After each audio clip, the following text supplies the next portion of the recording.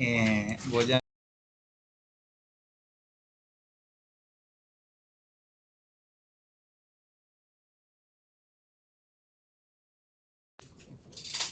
Muchachos, ¿cómo están? ¿Cómo se encuentran? ¿Me escuchan bien? Buenas tardes, profe. Sí, se escucha bien. Buenas tardes, profe. Sí, señor. ¿Cómo me les fue con el primer taller? Fácil, sencillo. Súper, profe, buenas tardes. Hoy estoy aquí en la oficina que tenemos asamblea de copropietarios en uno de los condominios que administro, entonces voy a darle la clase desde aquí, salgo una vez que la asamblea la citamos a las 7. Entonces vamos a revisar el temita, ¿sí? Sí, Buenas Mayra. tardes. Yo sí tuve un inconveniente con el trabajo, es que yo no estaba agregada en ningún grupo y yo me enteré pues hasta el día de hoy porque me puse a preguntarle a una compañera y me agregaron a todos los grupos. De todas maneras, yo le envié el trabajo hoy por el correo y pues también le puse ahí que no tenía conocimiento. Yo me metí a las plataformas y no vi ningún trabajo y en el correo tampoco me llegó. A ustedes cuando les hicieron la introducción es importante que ustedes recuerden esto, muchachos.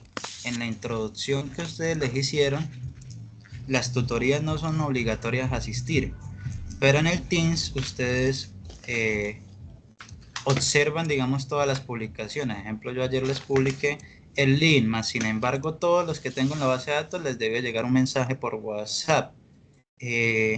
Por WhatsApp a los 2 números que dejaron al momento de inscribirse en la universidad. A veces tienen los mismos números en los dos o tienen un número de la mamá y del estudiante o viceversa, ¿sí? Entonces, es importante que recuerden que en la primera tutoría el acuerdo dice muy claramente que ustedes la asistencia no es necesaria asistir a cada uno de nuestros encuentros, pero sí es importante la entrega de los trabajos. Entonces, nosotros tenemos un link para subir el taller 1, ahí se los dejé, se los estoy, actualmente estoy compartiendo pantalla, ¿sí?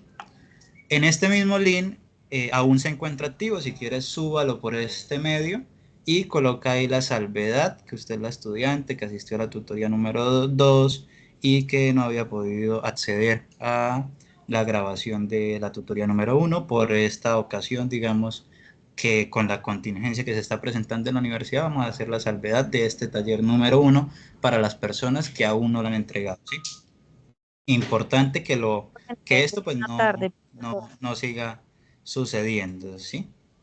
El video sí se deja visualizar porque les envío un video de un link de YouTube. Les estamos enviando las tutorías de la clase por YouTube. Es importante que leamos lo que yo les envío puntualmente. ¿Listo? Yo les envié en el link donde dice entrega el taller, de igual forma el link para ver la grabación de la tutoría. Importante que accedamos por ese medio. ¿Listo? ¿Estamos claros hasta ahí, muchachos? Entonces, si usted aún no ha enviado el trabajo, pues en esta noche, antes de las 12, en este día de amor y amistad, pues sáquele el tiempito antes de ir con la novia, con la pareja, con el esposo, con la esposa, con la madre, con el padre, deja el trabajo enviado el día de hoy. ¿Listos?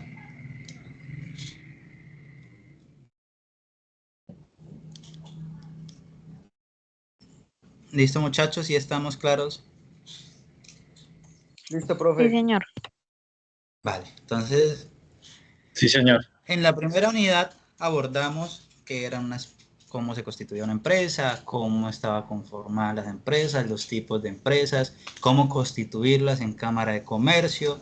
Revisamos de igual forma la introducción hacia la universidad, los acuerdos, las fechas estipuladas, cuáles van a ser los contenidos que visualizaríamos en el transcurso de este semestre mediante 8 encuentros de tutorías con retroalimentación de ustedes. ¿Cuál es esa retroalimentación? Que ustedes observen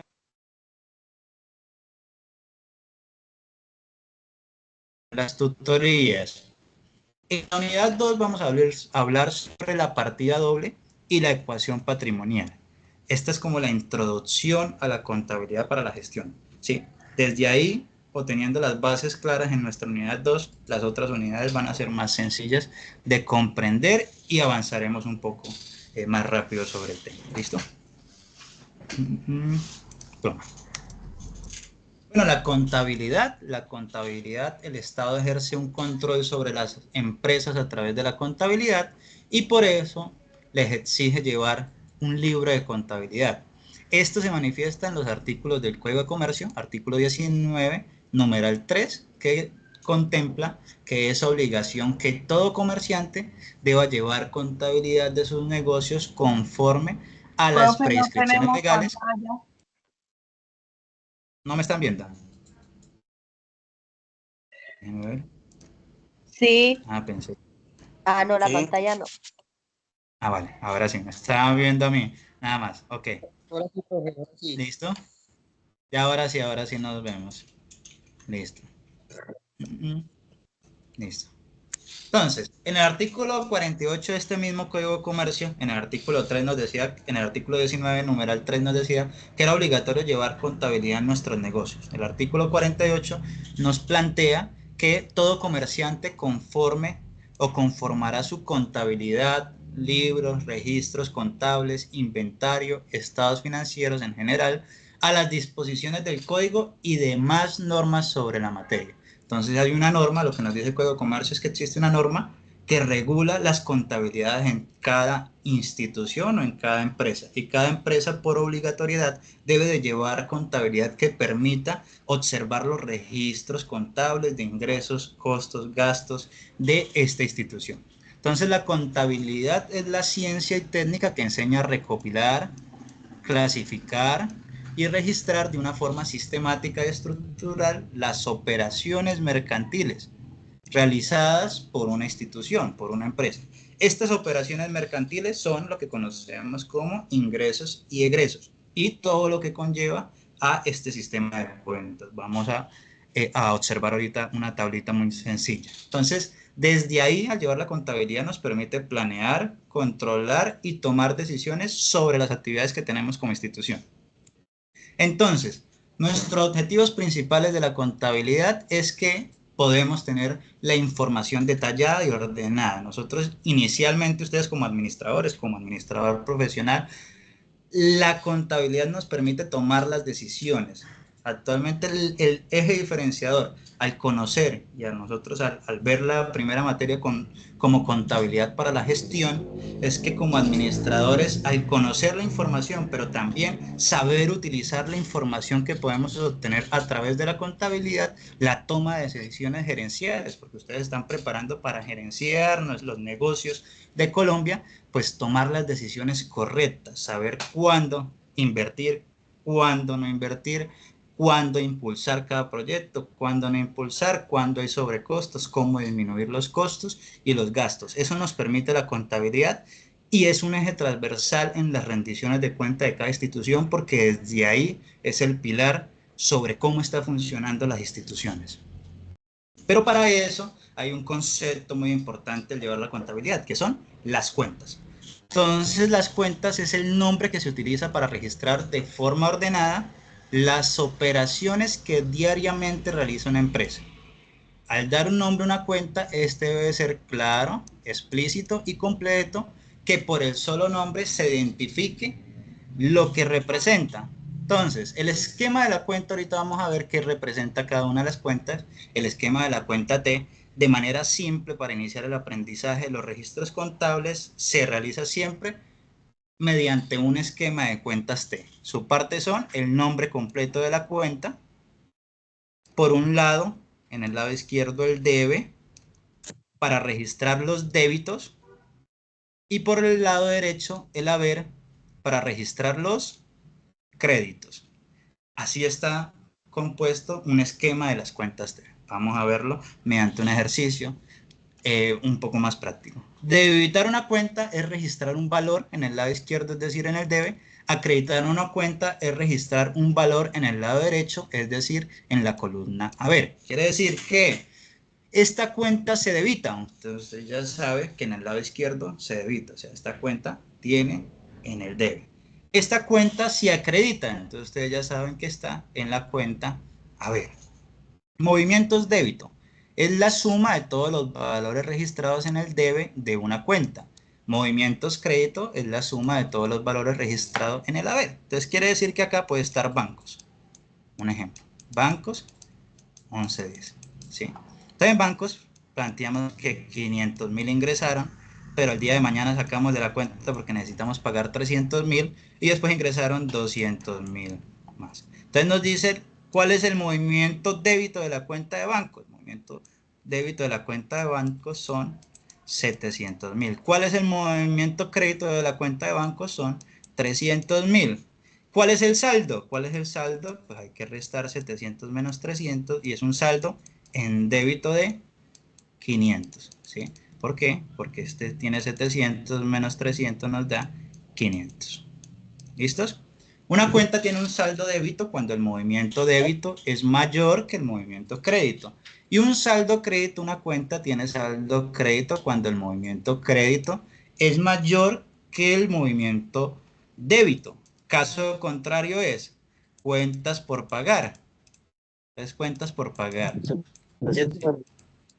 700 menos ¿Cómo? 300 no 400. 700 menos 300 no 400. Ah, Sí, son 400. 300 menos No, 300 es eso. 400. Qué pena. Uy, se me fue por ahí. Mejor dicho. Bueno, Excelente ahí que estén para. pendientes. Estamos en pérdida, Listo. estamos en pérdida. Están Estamos valiendo perdiendo 10.000. ahí sí en la contabilidad de velocidad. 300. ¿Y dónde están? Claro, ¿Cómo? ¿Cómo? desaparece. Desaparece porque no Se existen, imagínate. pierden los 100. Entonces, clasificación de las cuentas. Listo.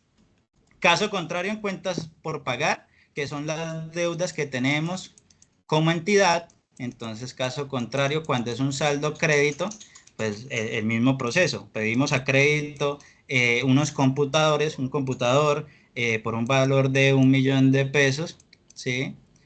Pagamos la primera cuota por 300.000, después pedimos otro crédito para otro computador de 1.000.000 de pesos. Entonces el saldo crédito quiere decir que acá hay 2.300.000 en el saldo en débito. Y esto nos da ¿cuánto? 1.700.000, ¿no? Si estamos bien hasta ahí. Ya toca preguntarles. Entonces, en la clasificación de las cuentas. La clasificación de las cuentas, tenemos 3 líneas de clasificación de las cuentas. Las cuentas reales, que nosotros conocemos como un activo, un pasivo y un patrimonio. Ahorita vamos a hablar un poquito más a fondo de cada una de las cuentas. Las nominales, ingresos, gastos y los costos. Y las cuentas de orden. Entonces, las cuentas representan las propiedades, derechos y deudas de una empresa en una fecha determinada, asimismo como los costos, los gastos y las utilidades de un periodo determinado. Entonces, representan las propiedades. Las propiedades, ¿dónde están representadas? En nuestros activos. Representan nuestros derechos como socios y también representan nuestras deudas que tenemos como empresa, nuestras deudas que están representadas como nuestros pasivos, pero también representa lo que está ingresando, que esto representa recursos, pero cuánto nos cuesta el producto. Por ejemplo, podemos comprar un computador y revenderlo a mayor precio, eso nos costó. ¿Y cuál es nuestro gasto logístico? Por ejemplo, el personal dedicado a ventas, la electricidad, la luz, el agua que se consume dentro de la institución. De acuerdo a la naturaleza, las clasificamos entre reales, nominales y cuentas de orden. Entonces, las cuentas reales o de balance. Vamos a ampliar un poquito los conceptos de cada una de estas. Me avisa, Caro, cuando estén cuando sean las 7, ya Caro, yo ya me le va a ayudar en eso.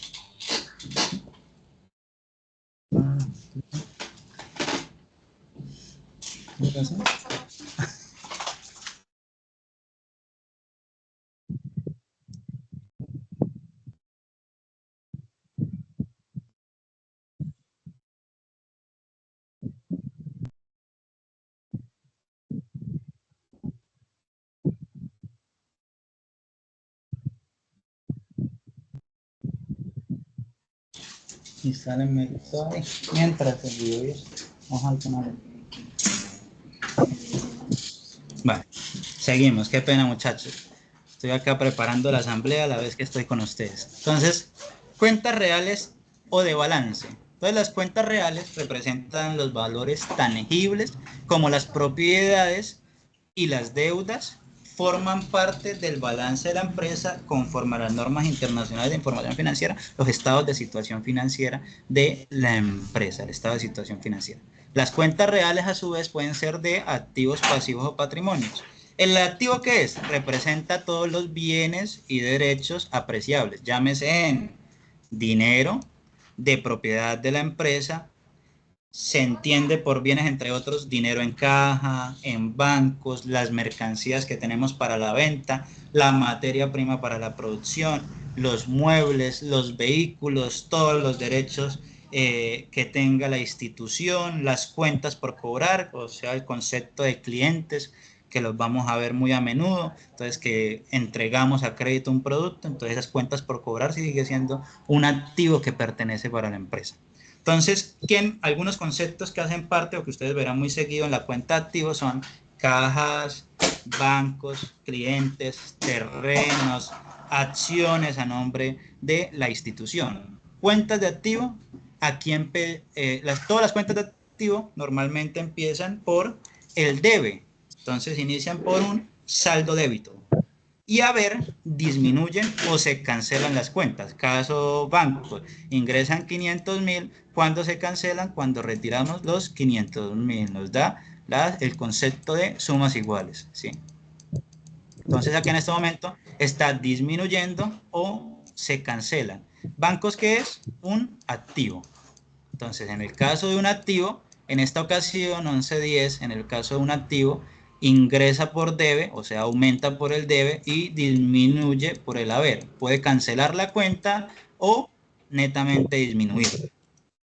Cuentas reales o de balance. Entonces, las cuentas reales de balance es todo lo contrario a lo que nosotros revisamos en los activos. Entonces, el pasivo representa todas las obligaciones contraídas por la empresa para su cancelación en el futuro.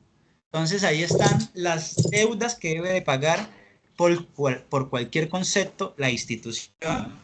Entonces, los movimientos en las cuentas de pasivo, estas cuentas empiezan y aumentan siempre en el haber, o sea, en la parte derecha, y se cancelan en el debe.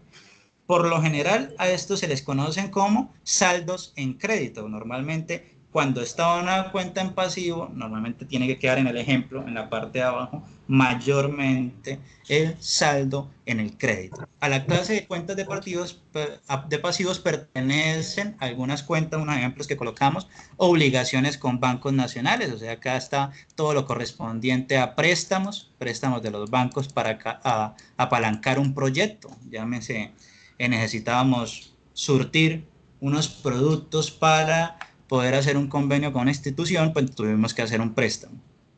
Pero hay otros casos, por ejemplo, no le pedimos un préstamo al banco, sino a nuestro proveedor le pedimos, venga, usted que es el que siempre me hace los proyectos correspondientes a la electricidad dentro de los condominios, deme un plazo de 60 días y en 60 días yo le cancelo el convenio, le cancelo el producto que usted me está entregando. Entonces esto se lleva a una cuenta que se conoce como proveedores nacionales. Entonces acá están nuestros proveedores o las personas que hacen convenio con nosotros. De igual forma, en pasivos se llevan los salarios por pagar. Entonces acá se contabiliza, llegado al caso, se acaba o se vence el mes de septiembre, pero nosotros no tenemos el recurso para pagarle, sino el pago se realiza el 10 de cada mes. Entonces nosotros lo llevamos como salarios por pagar. ¿Por qué por salarios por pagar? Porque le debemos esa nómina al personal de trabajo.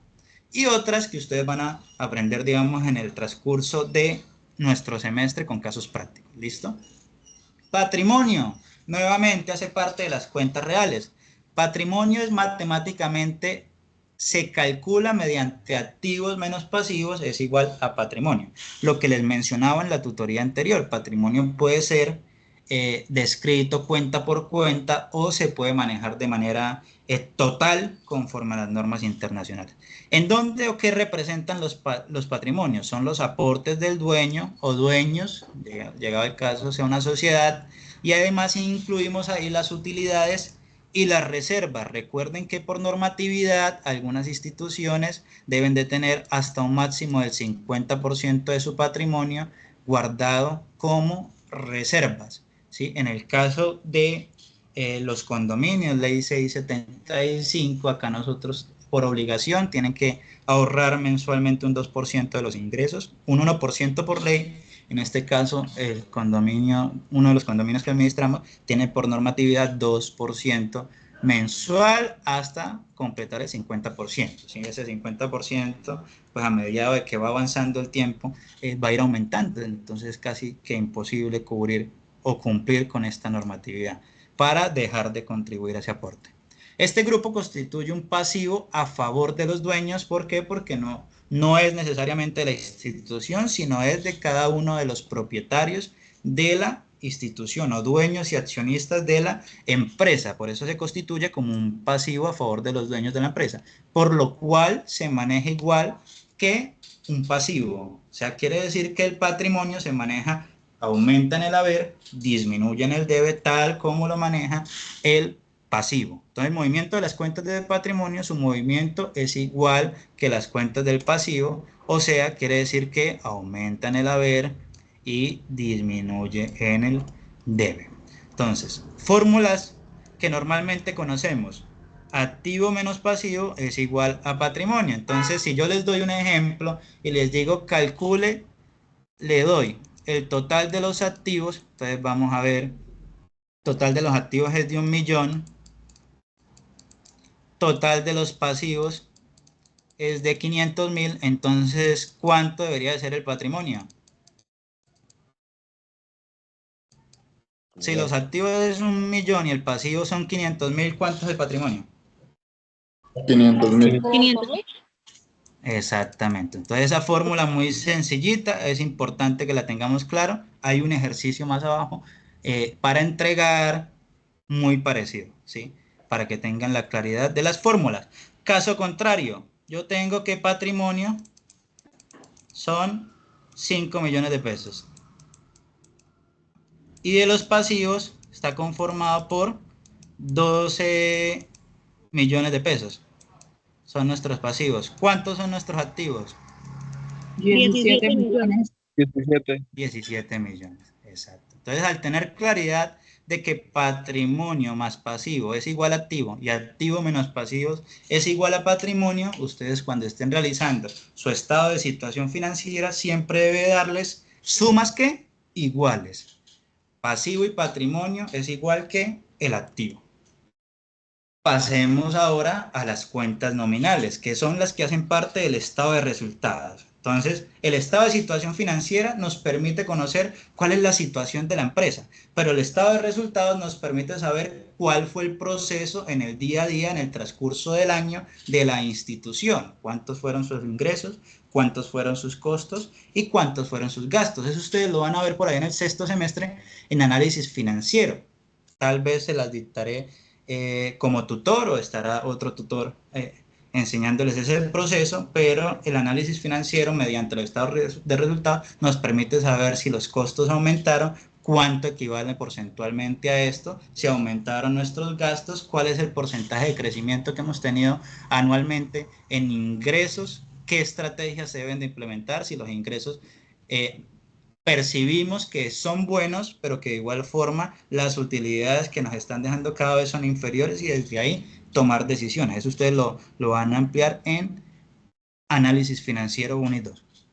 Entonces, las cuentas nominales son llamadas también de resultados porque al final del ejercicio, de un ejercicio contable, dan a conocer cuáles fueron nuestras utilidades, costos y gastos. Estas son transitorias. ¿Por qué transitorias? Porque se cancelan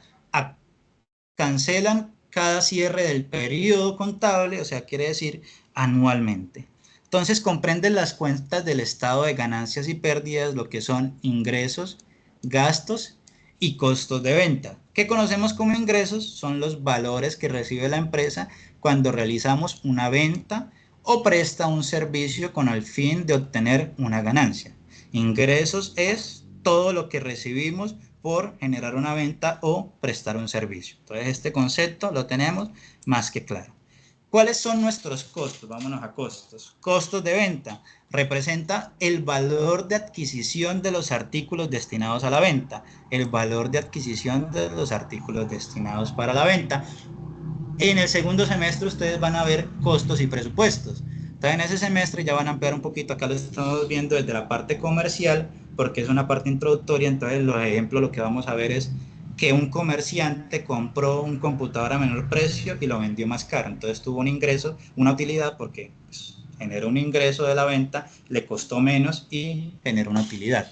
Esos son como los ejemplos que vamos a observar en este primer semestre. Cuando ustedes vayan a costos y presupuestos, ya van a observar que ingresos puede ser la producción de o transformación entre la compra de una madera, que viene siendo los costos, los tornillos, y eso se le llaman como costos de materia prima, la mano de obra del personal para producir la mesa, que la mesa es lo que se va a vender como tal, es nuestro producto final, y todo esto, mano de obra y los costos indirectos de fabricación, la luz y todo lo correspondiente, esto va hacia el valor general de costos.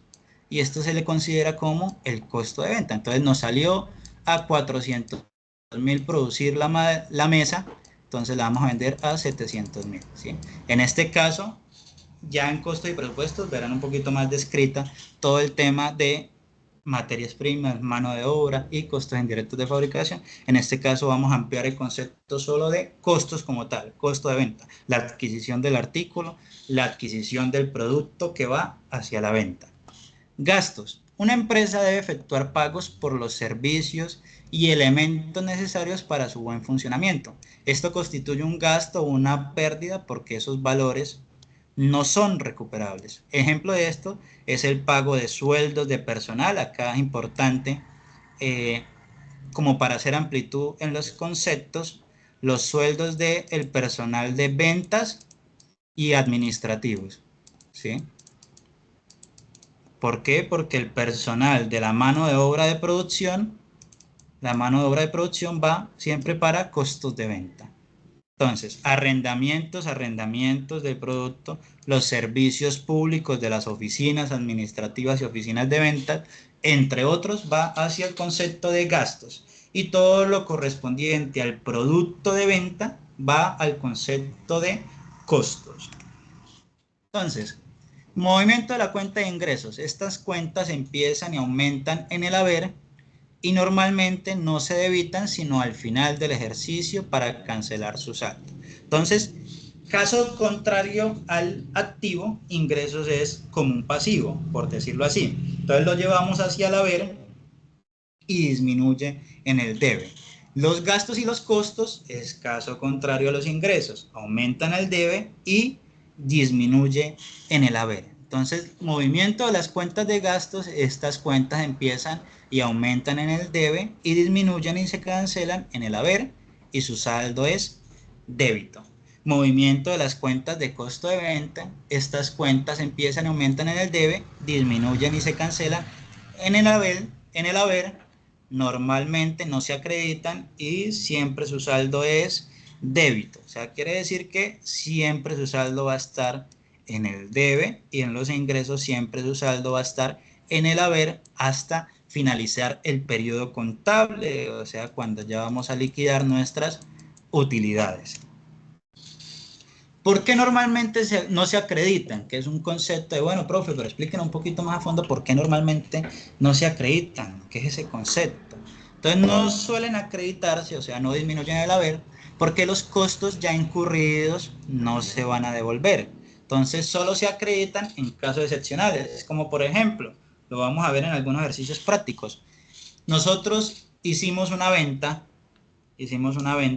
y nos devuelven el producto. Entonces, pues tenemos que acreditar o debitar.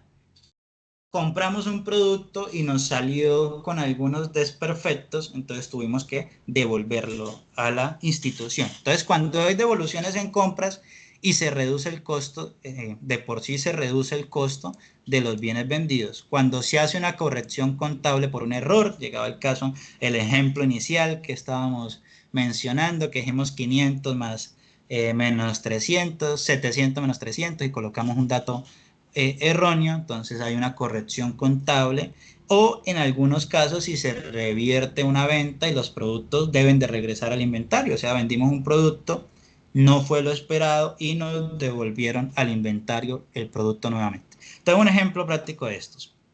Una empresa vende 10 celulares. El costo de cada celular es de 500.000. Entonces se registra así. Él debe en costo de ventas 5 millones, que quiere decir 10 celulares por 500.000. Y en el haber, pues sale de inventarios, quiere decir 5 millones, porque los celulares salen de inventario. Entonces vamos a ver costo de venta, inventarios acá. Inventarios, debe y haber. Y costo de venta debe y haber.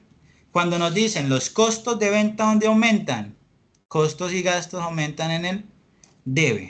Por eso nos está diciendo que al momento de vender los 10 celulares, pues está saliendo de inventarios. ¿Qué está saliendo de inventarios? Nuestros 10 celulares. O sea, teníamos en inventarios, por decir así, compramos los celulares por un valor de 5 millones en inventario. Entonces eso está en inventario. Esta es la primera frase, vamos a colocar la primera. Entonces en la segunda dijimos, logramos conectar con el comprador, vamos a vender esos 10 celulares y vendimos nuestros 10 celulares. Entonces tiene que salir de inventarios. ¿Por qué sale de inventarios, profe? Porque ya no es de nosotros. O sea, vamos a sacarlos de nuestra oficina y vamos a llevarlos para donde el comprador. Entonces salieron los 5 millones de inventarios y los llevamos para un costo de venta. ¿Por qué? Porque esto es un costo de la venta de nuestro producto, es el material que estamos entregando a nuestro cliente. Llegado al caso por alguna contingencia, nos devolvieron el celular. Entonces quiere decir que nos devolvieron un celular por un valor de 500.000, entonces la cuenta de costo de venta sí acredita para reflejar el costo del celular, ya que no se debe contabilizar y vuelve a ingresar al stock. Entonces coloquémosle el número 3. Para que vayamos haciendo una cuenta T. Entonces acá número 3. Entonces al ingresar pues debemos de acreditarlos. Entonces los 500.000 de un celular que nos están devolviendo. Y nuevamente ingresa a inventarios el celular que nos están devolviendo. Hasta ahí cómo vamos. Bien, fácil, sencillo. Ahí vamos. Esta última parte confusa. Ustedes no se me preocupen, que igual vamos a ver un poquito más de ejemplos más adelante. Y vamos a agarrarle el tirito. Déjenme un momento acá, pongo a cargar.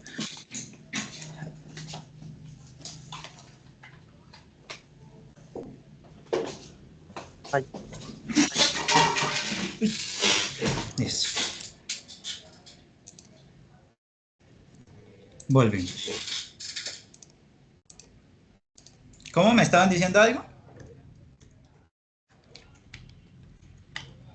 Entonces, pasamos para la siguiente. Hay unas cuentas de orden.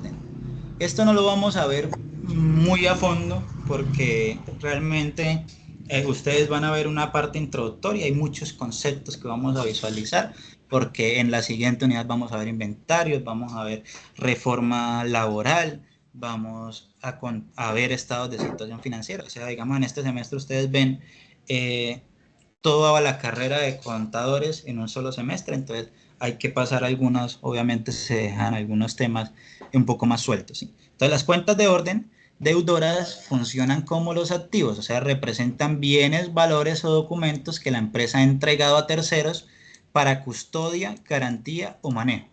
Eso significa un saldo débito como un activo, tiene el mismo manejo, aumenta en el debe y disminuye en el haber. ¿Sí? Ahorita vamos a ver unos ejemplos. Entonces, ¿qué hace parte de las cuentas de orden deudoras?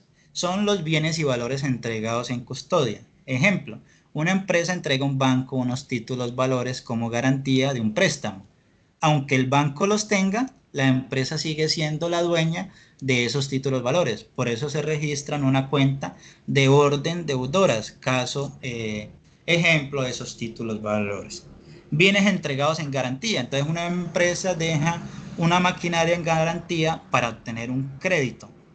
Entonces no la pierde en ningún momento, pero la deja registrada en cuentas de orden porque puede suceder algo en el transcurso del cumplimiento de ese préstamo con la maquinaria. Cuentas de orden acreedores. Entonces funcionan como nuestros pasivos, representan los bienes, valores o documentos que la empresa ha recibido de alguna entidad, un tercero, para custodia o manejo o negociación. Entonces se contabiliza como un crédito, o sea, aumenta en el haber y disminuye en el debe. Se me perdió el, vamos, ahora sí. Aumenta en el haber y disminuye en el debe. ¿Qué hace parte de las cuentas de orden acreedores? Los bienes y valores recibidos en custodia. Entonces una empresa recibe equipos de otra entidad, de un tercero, para revisión técnica, pero no son de su propiedad. Entonces desde ahí se registra en custodia de orden acreedor. O acreedores por bienes recibidos en custodia. Entonces si una empresa recibe un vehículo de un cliente para reparación, pero no lo compra ni lo vende, simplemente lo tiene en custodia, se registra una cuenta de orden acreedora. Entonces usted lleva el vehículo suyo del concesionario, entonces pues el concesionario no puede colocarlo como que el vehículo es de él, cuando el vehículo en una semana, 2 semanas, en un mes me lo deben de devolver. Yo soy el propietario de ese vehículo. Entonces, para llevar un registro de lo que está ingresando, pues usted lo lleva a una cuenta de orden acreedora, porque es un activo que usted tiene actualmente en la institución, pero que no es suyo. Es importante destacar que este grupo de cuentas no afecta ni el pasivo ni el patrimonio, sino se lleva por cuentas de orden. Entonces acá hicimos como una introducción a las cuentas de orden, pero no vamos a ampliar en el tema. ¿Por qué las cuentas de orden no afectan el pasivo ni el patrimonio ni nuestro activo? Porque la empresa no es dueña de estos bienes ni tiene una deuda real sobre ellos, solo los administra temporalmente. Ejemplo, si una empresa recibe 10 computadores de la universidad para mantenimiento, nosotros los registramos como una cuenta de orden acreedora, pero no son de nosotros. No aumentamos ni nuestros activos ni nuestro pasivo, solo lo estamos manejando temporalmente hasta cuando le hagamos mantenimiento, y cuando ya le hagamos mantenimiento entregamos nuestros computadores. Entonces solo los registramos para llevar un control. Aquí hablamos sobre algo que ustedes conocen como el PUP. No sé si alguna vez lo han escuchado, muchachos. ¿Sí o no, profe? Sí, señor. Vale, entonces el Plan Único de Cuentas fue establecido por el decreto 2650 de 1993. Entonces en ese entonces nosotros normalmente nos enseñaban que eran clases, grupos y cuentas específicas. Ahorita vamos a mostrar un ejemplo. Y no se podían modificar sin autorización. Después de la ley en el 2009, entonces decimos, venga, existe algo que son las normas internacionales de información financiera en Colombia. Entonces, existen las normas internacionales, vamos a aprobarlas en Colombia y vamos a clasificar las instituciones en 3 grupos contables.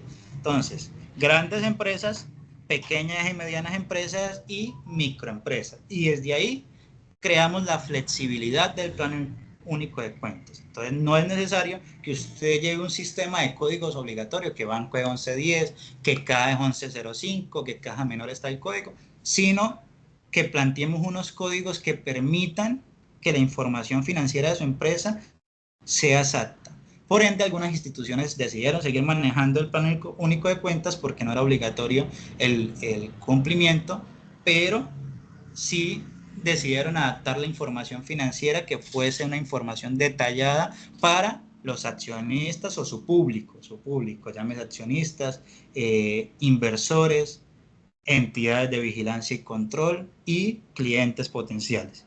Entonces se aplica principalmente a empresas del grupo 2, eso ustedes lo van a ver en el transcurso de contabilidad 1, costo de presupuestos y algunos temas en análisis financiero, que son las pequeñas y medianas empresas que representan un gran porcentaje de nuestras instituciones en Colombia. Ahí me consultan el dato, creo que es el 98% entre microempresas y pequeñas y medianas empresas lo que representa en Colombia. Entonces las empresas pueden diseñar su propio plan único de cuentas siempre que sea compatible con las normas internacionales. ¿Qué es ser compatible? Que los inventarios tengan una medición inicial y tengan una medición en el transcurso del periodo en el que está funcionando ese inventario, ese activo, ese pasivo. Entonces, desde que cumpla lo estipulado con las normas internacionales de información financiera, su plan único de cuentas puede ser autónomo. Entonces, vamos ahorita a mirar algunos ejemplos. Entonces, acá estamos mirando un ejemplo de cómo está normalmente constituida un plan único de cuentas. Entonces, el plan está estructurado por la clase. Entonces, en la clase aparece el concepto de activo o pasivo o patrimonio. Entonces, cuando nosotros hablamos de activos es el número 1. Cuando hablamos del pasivo es el número 2 y cuando hablamos de patrimonio es el número 3. Entonces, después hablamos de los grupos. Entonces, los grupos aparece 13 deudores en este caso. En la cuenta son los 4 primeros dígitos. Cuentas por cobrar comerciales nacionales. Y nuestra subcuenta aparecen los clientes nacionales y en el auxiliar podemos ampliar cuál es el cliente. Entonces, un ejemplo de estos, nosotros, llegó un cliente de nosotros, se llama Oscar. Entonces, Oscar adquirió unos productos a crédito. Entonces, nosotros ya sabemos que es cuentas por cobrar, 1305. Entonces, Oscar es colombiano, ¿sí? Entonces vive en el Magdalena y él decidió adquirir unos productos por 3 millones de pesos. Entonces los llevamos a clientes nacionales que es 130505. Y en nuestro auxiliar, como podemos tener muchos clientes, entonces tenemos que contabilizar al cliente Oscar, para cuando Oscar nos escriba cuánto es que le debo yo. Entonces yo investigo, bueno, vamos a mirar en contabilidad y Oscar me debe exactamente este valor. Entonces, las clases que identifican el primer dígito son clase 1, activos, clase 2, pasivos, clase 3, patrimonios. Entonces acá ya estamos los estados de situación financiera, el estado de situación financiera. Entonces después aparece la clase 3, la clase 4, ingresos, gastos y costo de venta, como el costo de producción, que eso ustedes lo van a ver en costos y presupuestos. Entonces, en costo de producción, costo de venta, gastos e ingresos está el estado de resultado. Y nuestras cuentas de orden, deudoras y acreedoras, que están estipuladas como cuentas de orden. ¿Listo? Entonces, vamos a ver algunos ejemplos ya de aquí en adelante. Entonces, al estudiar cualquier operación mercantil y recordar el manejo en cuentas, se descubrirá que en cada una de ellas se afectan por lo menos 2 cuentas. Una que se debita y otra que se acredita, con la finalidad de ¿qué? De dar sumas iguales, ¿sí? Al vender al contado, se recibe un dinero. Entonces, tenemos un ejemplo, vendimos al contado un terreno que teníamos en la institución por un valor de 2.500.000. Entonces, al venderlo al contado, se recibe en dinero, o sea, significa que ingresó a caja. Entonces, como es un ingreso, va al débito. Entonces, acá nosotros que sabemos que es un activo y que el activo se llama caja. Puede ser caja general. Caja general. Listo. Cuenta activa aumenta, por ello se debita, se recibe dinero y a cambio, ¿qué pasa? Entregamos un producto, entregamos un terreno. Un terreno que viene siendo un activo también, porque es algo que nosotros teníamos. Entonces, ¿qué hicimos? Disminuye un activo y aumenta un activo. Caja aumenta, terrenos disminuyen. Entonces, teníamos 50 millones en terrenos, entonces vendimos un terreno por un valor de 2.500.000, o sea, sale o se acredita un activo por el concepto de terrenos. Entonces, ejemplo 2, compramos mercancía a crédito por 2.100.000. Entonces, la compra de mercancías aumenta debitándose. Al recibir la mercancía, se debe pagar, pero la mercancía es, bueno, acá hay un errorcito ahí de digitación. Al recibir la mercancía se debe pagar, pero la mercancía es comprada a crédito y las deudas aumentan, luego proveedores nacionales se acreditan. Entonces nosotros compramos una mercancía, entonces lo llevamos al concepto de compra de mercancías por un valor de 2.100.000. Y lo llevamos como es a crédito, o sea, le vamos a quedar debiendo a la entidad, le dijimos que le pagábamos en 60 días, entonces lo llevamos al concepto de proveedores nacionales, o sea, le debemos, esto que viene siendo un pasivo, o sea, le debemos a esa persona. Todo lo anterior ayuda a deducir el principio universal de algo que se conoce como la partida doble. base del sistema contabilidad que tenemos en la actualidad. Es algo que ustedes han escuchado de Luca Paciolo, según el cual si se debita una cuenta por un valor, se debe acreditar una u otras cuentas por igual valor. Ahorita, ¿por qué decimos u otras cuentas? Porque usted puede decir que compró una mercancía por 2.100.000, pagué 50% y el otro 50% lo quedé debiendo. Entonces ya no iría los 2.100.000, sino iría 50% de aquí y el otro 50% saldría de bancos o de caja, dependiendo de donde esté el recurso. Entonces, los asientos contables, que eran los ejemplos que estábamos revisando anteriormente, de las operaciones mercantiles, es la manera en cómo nosotros llevamos nuestro libro de contabilidad. Entonces, tenemos unos asientos simples, cuando solo afectamos dos cuentas correspondientes, una débito y una crédito. Ejemplo, otro ejemplo que aumentamos para aumentar, digamos, el concepto, se compra el contado, un computador para uso de la empresa por un valor de 2.800.000. Entonces, esto lo podemos llevar a un activo en una subcuenta de equipo de computación y comunicaciones o oficina o equipo de oficina. Entonces, 2.800.000. Y decimos que lo pagamos al contado. Entonces, quiere decir que lo pagamos de una. Entonces, desde ahí nos vamos a bancos en el haber por 2.800.000. ¿Por qué en el haber, profe? Porque en el debe están nuestros ingresos. O sea, acá está toda la plática que tenemos.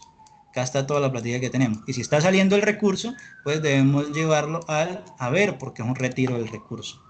Las cuentas efectuadas son dos, equipo de computación y bancos por disminuir, quiere decir que se acredita. Entonces, hay algo que nosotros observamos en el transcurso de esta tutoría, que eran las cuentas T, que es para consolidar unos asientos simples. Ya cuando aparecen unos asientos compuestos es cuando utilizamos dos o más cuentas. Entonces, cuando el registro se afectan más de dos cuentas, puede ser una cuenta deudora y dos o más cuentas acreedoras o dos cuentas deudoras y una creadora, ejemplo como lo revisábamos anteriormente, que se pagaba 50 y 50. Para registrar estas operaciones lo más sencillo es aplicar unos asientos compuestos, que son los asientos compuestos que en vez de realizar una cuenta T por cada proceso y llevarlo contabilizado como 1, 2, 3, hacemos un asiento compuesto que en la mayoría de instituciones pues lo utilizan. El ejercicio anterior se registra como equipo de cómputo y en la parte de abajo bancos en el debe y en el haber. Esto viene siendo nuestra cuenta T, solo que lo estamos llevando en el mismo concepto, 1528 y 1110. Entonces, el proceso para registrar correctamente una operación mercantil es el siguiente: identificar las cuentas que se afectan según el tipo de transacción. Para ello siempre vamos a plantear dos interrogantes: ¿qué se compra y cómo se compra? Y al vender, ¿qué se vende y cómo se cobra su valor? Entonces, usted al tener eso claro, usted ya sabe cómo registrar en un sistema, en un asiento simple o en un asiento compuesto. Si sabemos qué compramos, ¿compramos qué? Compramos un vehículo. Entonces compramos un vehículo, pero el vehículo es ¿para qué? Para producción, para venderlo, ¿para qué lo vamos a utilizar? Porque desde ahí nosotros sabemos en dónde debemos de llevar la contabilidad. Otro ejemplo, compramos un computador, ¿para qué lo vamos a utilizar? El computador es para venderlo después a mayor precio. O sea, lo trajimos de China un paquete de 1.000 computadores y vamos a venderlos a mayor precio. O compramos un computador para la oficina. Entonces ya se considera un activo de equipos de cómputo y comunicación. No aparece como mercancías. Entonces al vender es lo mismo. ¿Qué vendimos? Vendimos un vehículo que teníamos como un activo para producción y como ya no lo estábamos utilizando, decidimos venderlo, o vendimos una mercancía. ¿Y cómo lo cobramos? Lo cobramos a crédito, a dos cuotas, o lo vendimos a contado y nos lo pagaron de una vez. Entonces, al comprar las mercancías a crédito, un ejemplo de esto, al comprar las mercancías a crédito por 900.000, se debe preguntar, ¿qué se compra? Entonces compramos mercancías. ¿Cómo se cancela? A crédito, o sea, quiere decir proveedores nacionales. Entonces pasa lo mismo con compras nacionales. Cuéntame, vecino.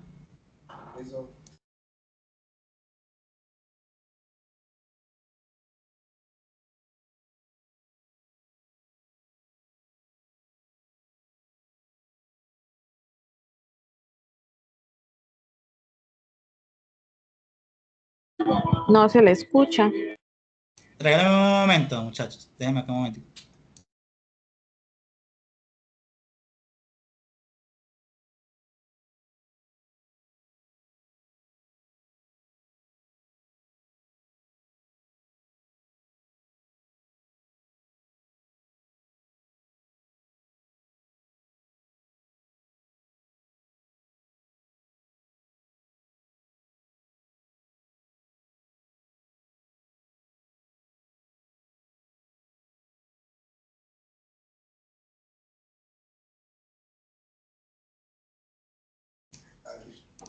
Bueno, seguimos, muchachos. Qué pena hay. Entonces, volvemos. ¿Qué compramos? Mercancías. Entonces lo llevamos a compras de mercancías. ¿Cómo cancelamos? Entonces no teníamos la plata para cancelar los 900.000, entonces dijimos, venga, saquemos a crédito. Entonces es unos proveedores nacionales. Entonces compras nacionales es cuenta de costo de ventas. O sea, costo de venta, ¿por qué? Porque va a ingresar a unas mercancías para ser vendidas, o sea, aumenta un débito. Y proveedores nacionales es una cuenta de pasivo, aumenta a crédito. A ver acá cómo estamos de diapositivas y creo que vamos a acelerar.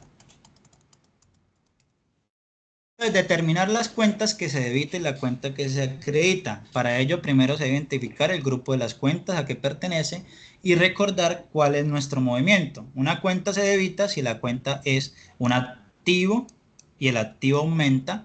Si la cuenta se acredita es cuando el activo disminuye. Si un pasivo disminuye se debita y si un pasivo aumenta se acredita y así sucesivamente. Acá tenemos la diapositiva para que ustedes aumenten el concepto sobre esto. Entonces vamos a ver algunos ejercicios. Entonces, consignación o depósito de una entidad financiera. Entonces, de acuerdo con los principios de auditoría, todo dinero que recibe una empresa, ya sea en efectivo, debe de consignarse a una cuenta de ahorros, a una cuenta de nómina, a una cuenta institución o de negocios. Entonces, al efectuar pagos, se giran en cheques o transferencias, excepto cuando se trate de gastos de poco valor que se cancelan por un concepto de caja menor que lo estipula esa junta directiva. Caso ejemplo, en algunas instituciones la caja menor es de 1.000.000, en otras es de 900, entonces son para compras menores a 100.000 pesos. Entonces, consignación en Bancolombia por 500.000.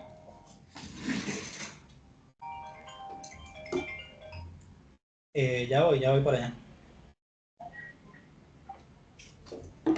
Entonces, ¿dónde se consigna? En el banco, que es el concepto claro, ¿dónde se consigna en el banco? ¿De dónde sale el dinero? De la empresa, o sea, en caja. Los bancos es una cuenta activa, al consignar aumenta, y caja una cuenta activo, al retirar disminuye.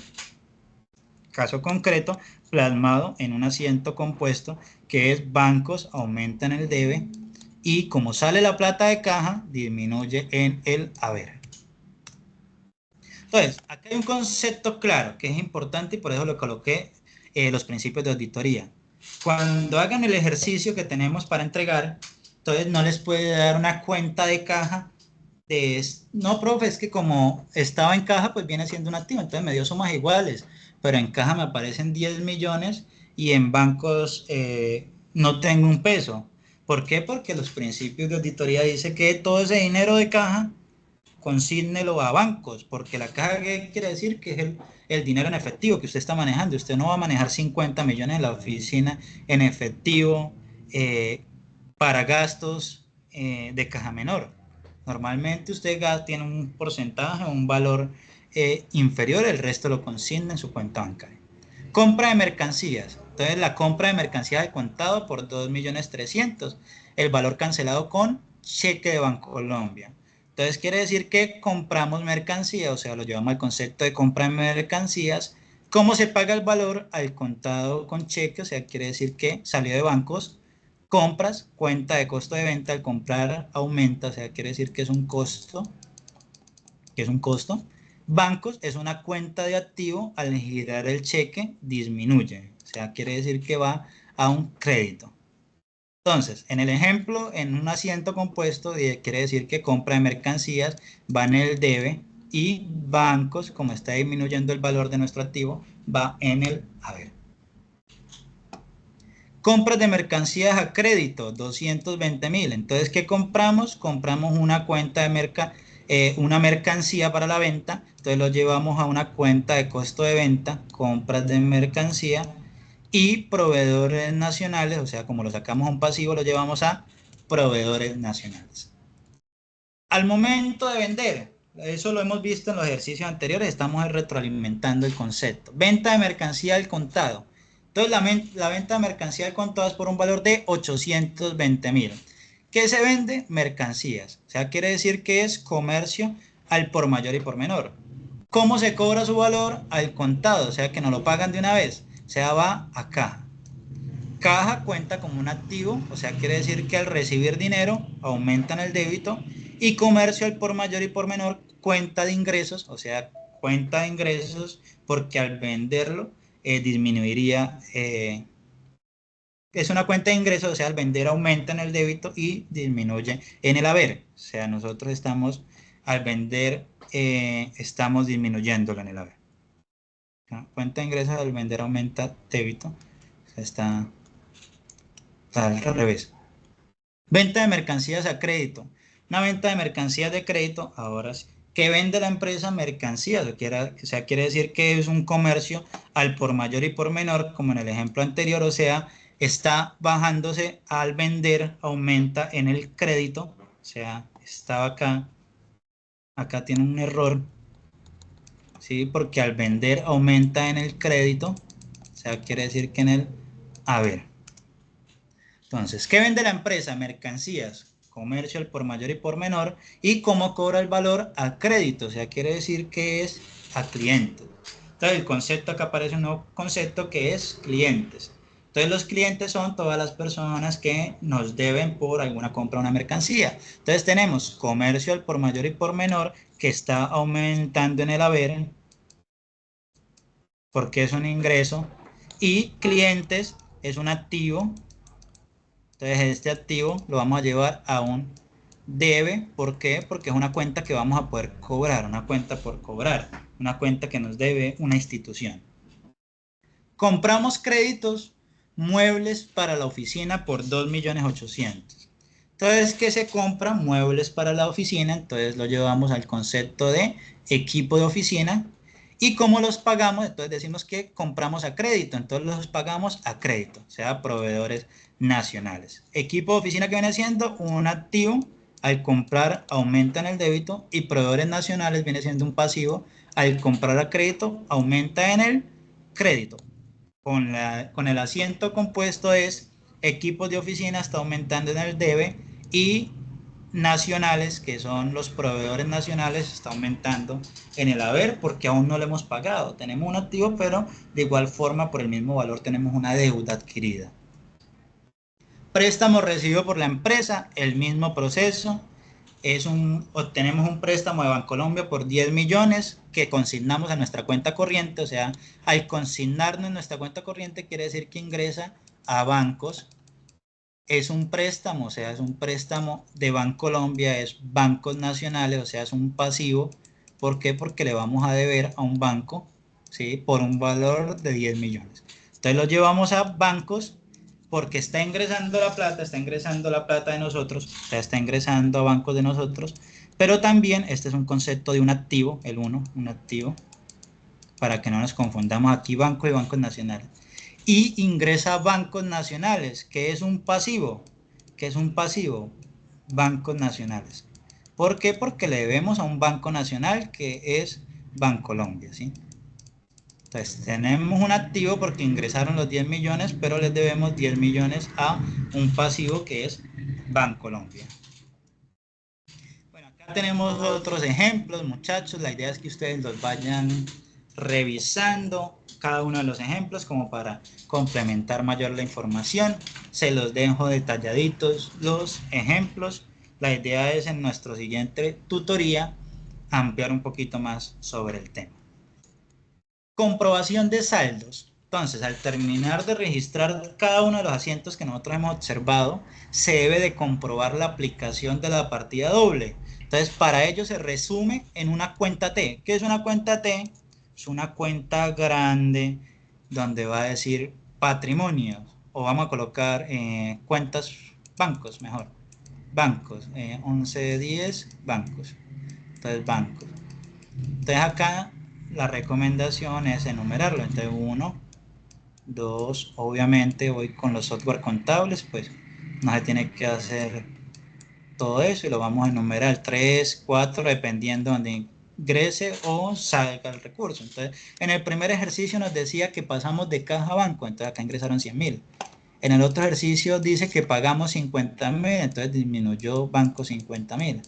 Y así sucesivamente, entonces aumentaron otros 100.000 acá y otros 100.000 aumentaron acá. Esto nos da que teníamos 300.000 por este lado y 50.000 por este, o sea, nos da una cuenta T con saldo de débito de 250.000. Entonces ya con esto, con cada una de las subcuentas que vamos a utilizar en el ejercicio, vamos a hacer un balance de comprobación. Entonces la ecuación patrimonial la manejábamos iniciando, pasivo más patrimonio igual a activo, activo menos pasivo es igual a patrimonio, activo menos patrimonio es igual a pasivos. Entonces, un ejemplo, conocimiento limitado suministra la siguiente información. Posee 600.000 en cuenta corriente bancaria, 3 millones. Bueno, voy a dejarles hasta aquí mejor, porque ya me están llamando. Acá tienen como un ejemplo de lo que es sumas iguales con la finalidad de que ustedes, vámonos para el taller, con la finalidad de que ustedes puedan realizar nuestros dos ejercicios prácticos, ¿vale? El primer ejercicio es muy sencillo. Acá se constituye la empresa BX limitada de la siguiente manera. Socio B aporta un local por 50 millones, correspondiente un 60% al valor de la construcción y un 40% al valor del terreno. Socio X, 10 millones en efectivo y 2 computadores por valor de un total de 5 millones. Bueno, acá creo que... Vale, acá les colocábamos más ejercicios. Un ejercicio práctico como la explicación para que ustedes puedan resolver el siguiente ejercicio. Entonces acá les coloco el concepto y en la siguiente diapositiva se las voy resolviendo cómo debería estar contabilizado, ¿sí? Entonces estas diapositivas se las voy a enviar, muchachos. Ya, bueno, ya las cargué, ahorita se las hago llegar por WhatsApp y por este medio para que estén muy pendientes. Ahí les plasmo el ejercicio paso a paso bueno, para listo. resolverlo. ¿Y cómo? Cuéntame, Que muchachos. listo, que eso, que envíelo para poder ejecutar. Listo, yo les plasmo el ejercicio y la próxima tutoría vamos a resolverlo, o sea, ustedes lo van a entregar, pero después pues vamos a resolver si nos quedó igual o parecido, ¿vale? Entonces, en nuestro taller, ¿qué dice? Primer ejercicio es determinar el patrimonio. El patrimonio. ¿Cómo lo determinamos? Ustedes ya saben, activo, activo, menos pasivo es igual a patrimonio. Entonces, ¿qué dice el ejercicio? Venga, necesito que resuelvan cuánto es el patrimonio. Un ejercicio muy sencillo, muy fácil. Lo único que tienen que saber es identificar si caja es un activo, si banco es un activo, si cliente es un pasivo. Eso es lo que tienen que identificar. Y nuestro ejercicio de aplicación, que es el más grande, que tiene 15 ejercicios, nos dice, venga, haga el ejercicio tal como lo está mostrando el docente en el ejercicio práctico que les está dejando resuelto, identifique o contabilice mediante asientos compuestos estos ejercicios, del 1 al 15. Entonces la empresa recibe, vamos a hacer cualquiera, la empresa concede un préstamo a la empleada María Pérez y gira cheque por un valor de 100.000 pesos. Entonces nos dice que le prestamos a un trabajador 100.000 pesos, es una deuda que adquiere Mariela Pérez y le giramos un cheque, o sea, quiere decir que es un banco. Entonces desde ahí hacemos el asiento. Son asientos muy sencillos, no estamos aplicando IVA, no estamos aplicando retención en la fuente. Y vamos a resolver mediante un balance de comprobación. ¿Qué es un balance de comprobación? Creo que vamos a dejarlo, muchachos, anoten ahí. Vamos a resolver el registro, los registros, y yo les muestro el balance de comprobación cómo quedaría en la siguiente tutoría para que no los agarre así sin la explicación del balance de comprobación detallada. ¿Listo? Sí, muchachos. Profe, Fuerte y claro, tenemos dos ejercicios. Hallar el patrimonio Segundo ejercicio, realizar los registros contables.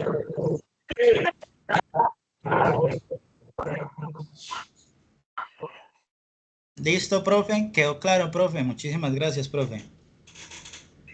Ok, Señor. profe, estamos atentos a que nos comparta entonces las diapositivas para el trabajo.